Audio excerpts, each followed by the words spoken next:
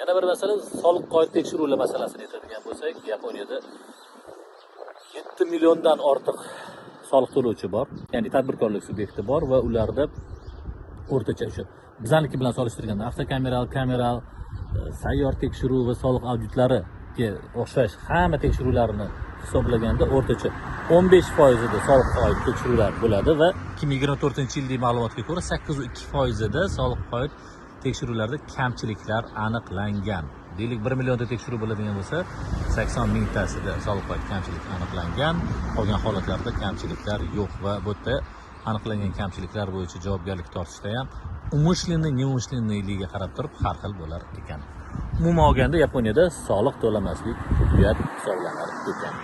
Va juda ko'pchilik solishtiradigan eng asosiy narsa yo'llar hisoblanadi.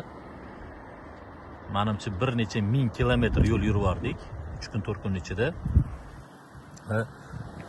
To'g'risini aytaman, bir dona ham chuqur chiqmadi.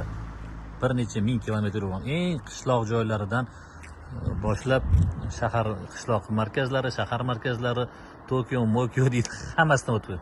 Bir dona chuqur chiqmadi.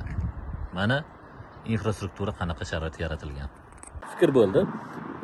Yo'l infrastrukturasiga juda katta pul ajratar ekan deyishgan edi. O'zbek Yaponga tarjima qilib berdi. Yapon nima dedi? Chiroyli qilib, juda katta pul ajratilmaydi, ajratilgan pulni ishlatishadi bo'ldi dedi. Zo'ra, ajratilgan pulni ishlatishi o'zida shunaqa katta infrastruktura yaratilgan.